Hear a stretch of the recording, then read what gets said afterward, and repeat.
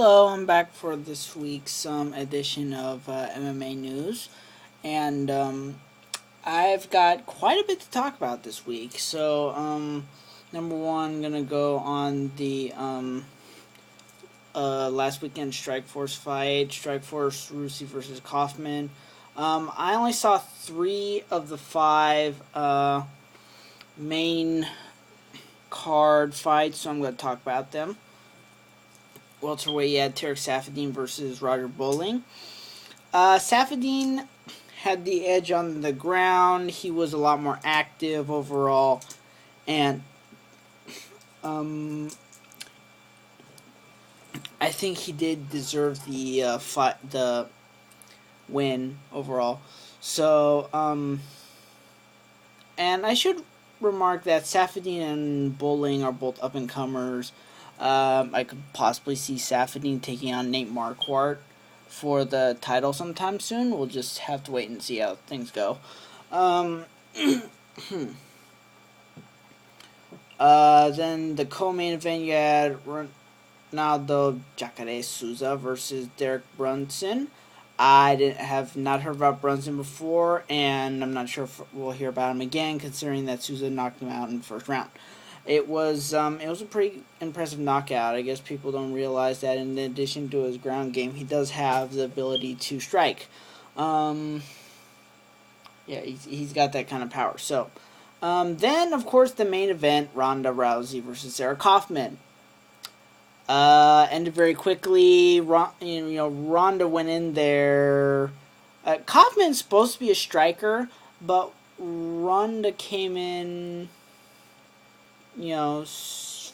firing away and didn't actually cause any damage, but caused enough of a concern to where Kaufman didn't think about striking. As a result, got pushed up on the cage. All Ronda needed to do was grab a hold of her in order to pull her to the ground and submit her.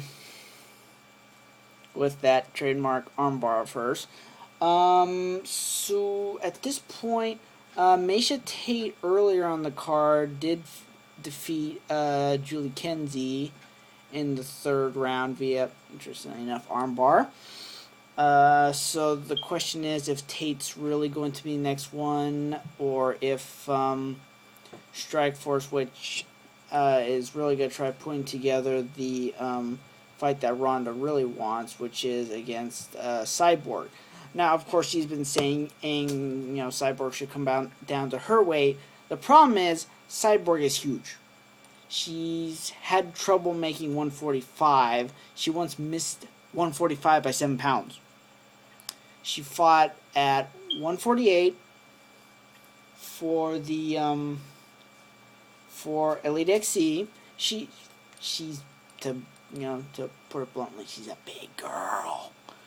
Obviously, we know now why, because she was pumping up, she was juicing up. So it would kind of make, and they've been talking about doing catch weight at 140. I don't think she could even make that.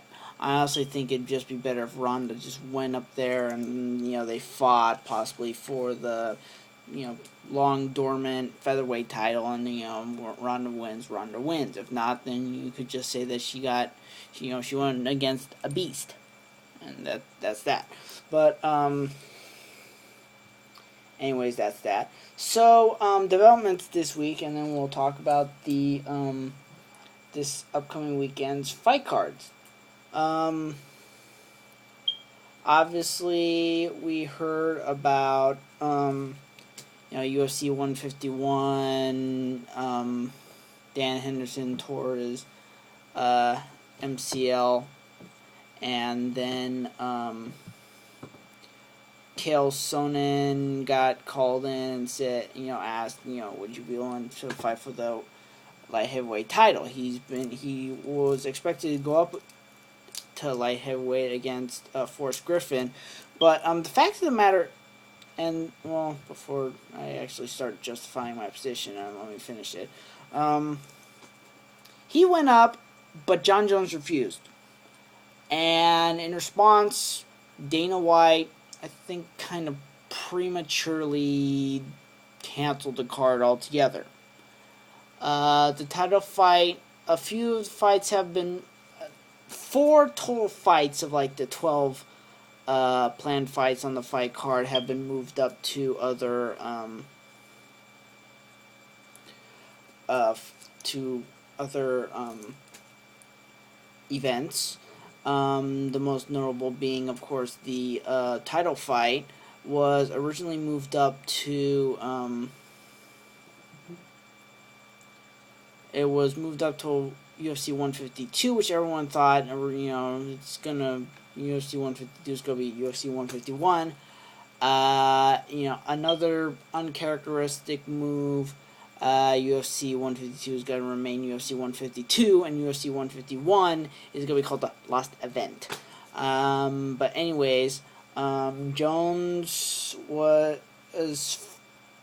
originally going to fight Machida, but then, interesting enough, Machida dropped out.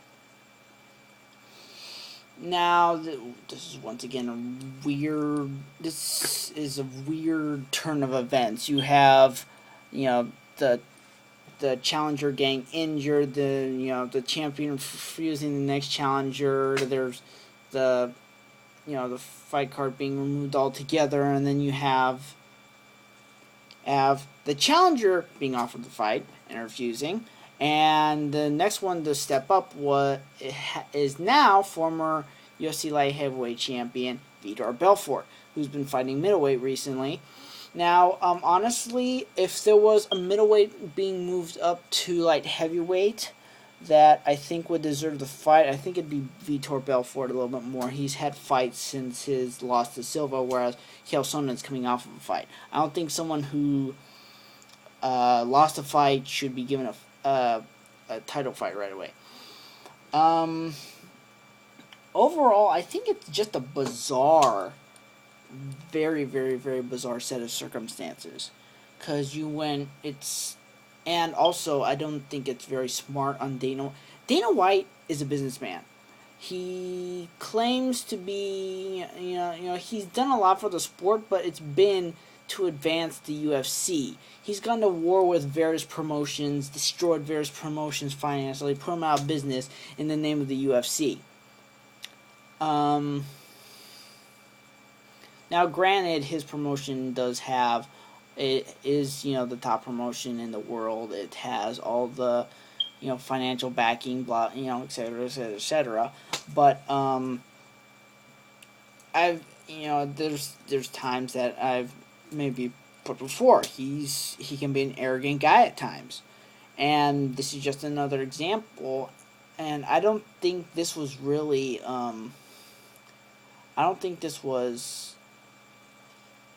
I'm not even sure he really thought about things before he actually proceeded. I think this was really more a matter of him acting on his emotions and leaping before he jumps, rather than a calculated risk. The main events, what's happened in the past, main event fighters get injured. What do? You drop the fight, you move it up, and you move the co-main event to the main event. He could have just done that there. Granted, nowadays the policy is that the main event, regardless of whether it's a town like, becomes 5-minute round, but just for once, going back to the 3 5-minute rounds for a main event is not that bad of an idea. But Dana White, I think, just acted on emotion. That's honestly what I think he did. He just acted on emotion, and he decided, rather than, getting the gate, getting the pay-per-view buys, and paying the fighters and stuff like that, I don't think he was really thinking of the fighters. I don't really think he was thinking of, a fight card is not determined by the fight, by one fight not going through. He's put on many fights. Granted, they did a little average, but I really don't think he was smart on this. He acted on emotion, and as a result, he's, there's fighters who aren't getting paid. There's fighters who just aren't and I don't. He didn't make the right decision. Is my point. I don't think he really thought this through. And people really don't view John Jones in a high opinion right now, and people aren't viewing Jota Machida in a high opinion right now because he also turned down a fight. It's a mess. It's a big mess. So we're gonna see how things unfold. But anyways, so talking about the fights that are going on tomorrow night, there's two that's going on tomorrow night. Bellator. I believe that's what was it, 33?